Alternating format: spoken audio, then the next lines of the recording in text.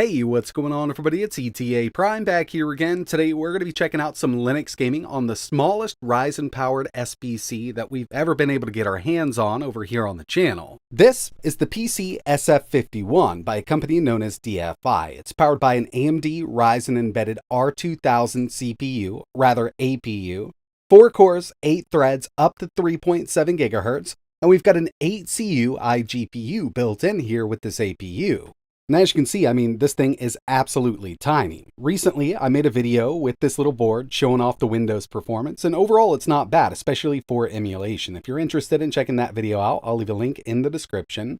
Along with the R2000 APU, we've also got 8 GB of RAM and 128 GB of eMMC storage. Now, we can always add USB storage, and that's what I'm going to be running my operating system from, because you know these games can definitely get pretty large. But the way it sits right now, we're definitely going to need to cool this APU down. This does come with a nice little cooler, built-in fan. We can control all of this from the BIOS. Aluminum fins, we've got a copper plate here, and it fits right on the board. Definitely keeps it nice and chilly, and out of the box, this runs at around up to 15 watts. But from the BIOS, we can take this on up. I've actually gone up to 45 watts with it. And real quick, here's a rundown on the specs. So for that APU, we've got the Ryzen Embedded R2514. It's based on Zen Plus, 4 cores, 8 threads, got a base clock of 2.1, but all cores can boost up to 3.7, especially at this higher wattage. 8 GB of onboard LPDDR4 RAM, Radeon iGPU with 8 CUs, based on Vega, and it does go up to 1200 MHz. And in this video, we're not going to be running Windows, we're going to be running a Linux distro, and I would have loved to install just kind of a stock SteamOS 3 on this from Valve, but unfortunately they haven't released any other image except for the Steam Deck. And there are developers out there who have taken the Steam Deck image and kind of reworked it so it would work on other systems, like Hollow ISO, but for this, I actually decided to use CZhimera OS. I've done several videos on this, and it's got everything that I want in a Linux gaming distro. It's got the same Steam Deck UI, performance overlay, we've got access to system-wide FSR, but we have a lot more built in, like a TDP control. There's also a desktop interface that we can access, and it's being updated all the time. What I found so far is, this is actually my go-to Linux gaming distro if I'm looking for that, Steam Deck UI on basically any X86 PC or a handheld. If you're interested in learning a little more about CZhimera OS, I will leave some links in the description. You can download it directly from the website. They've got a GitHub. All the information you need to know is over there. But with all that out of the way, let's go ahead and jump into it and test out this little board. Alright, so here we are up and running, and everything's actually really smooth. With the latest version of CZhimera OS, we do have access to the simple Ryzen TDP controller, and from here we can actually adjust the TDP, but from the BIOS we're able to do that on this little board. I did notice a couple little weird things here and there. My GPU clock is not showing correctly. I've tested one game so far, and that GPU does show it goes up to 1700 MHz. But this is not at 1700 MHz. This only goes up to 1200 MHz, so keep that in mind. We may get some weird readings on the clocks, but I'd say the CPU frequencies are definitely correct here. We can go up to 3.7 GHz. And real quick, let me show you this. CZhimera OS. As you can see, we've got that Ryzen Embedded R2514, 4 cores, 8 threads, up to 3.7. It's got that base of 2.1. And out of the box, this little board was set up with 2 gigs dedicated to VRAM, but this is going to allocate more if we need it. But yeah, even the iGPU here is working. It's Vega 8, so I'm not sure what kind of performance we're going to see out of it. But it's still pretty fun to try and see what will happen with this little board. Now, I don't think we're going to have a great time with games like Cyberpunk or even Horizon Zero Dawn due to the fact that we've only got 8 gigs of RAM. Some of this stuff just won't start up because, we just don't have enough RAM. But there are games here that we can actually run at full speed.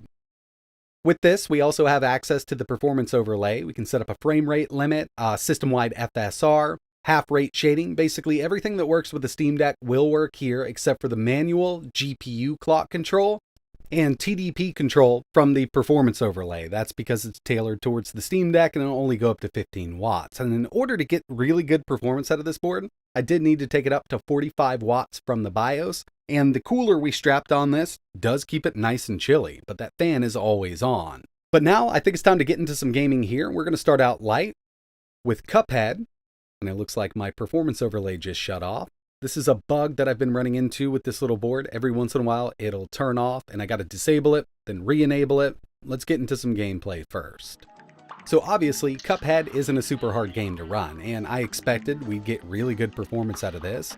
The resolution is set to 1080 right now, but I don't think we have resolution control from the game itself.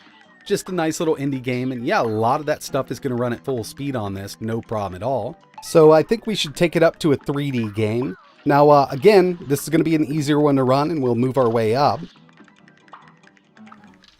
Here's Left 4 Dead 2, 1080p, medium settings, running at a constant 60. And I could have unlocked the frame rate, but I do notice a little more stuttering when it's trying to go over, kind of overrunning itself there with that iGPU.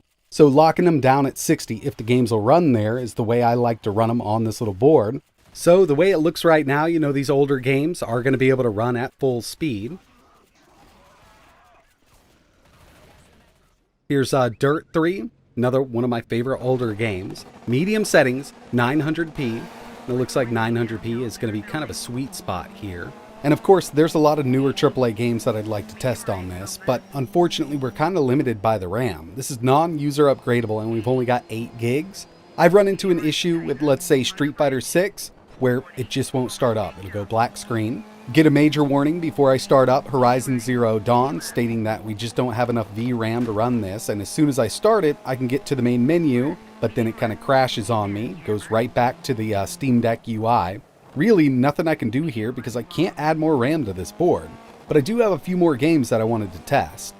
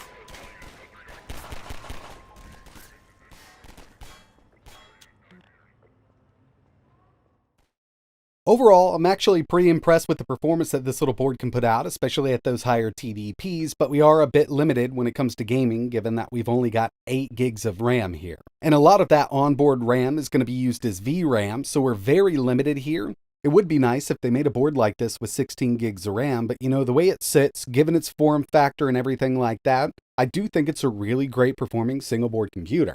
If you're interested in checking out what this thing can do with Windows 11 installed, I'll leave a link to that video down below. But if there's anything else you want to see running on this Ryzen powered single board computer, let me know in the comments. But that's going to wrap it up for this one. Like always, thanks for watching.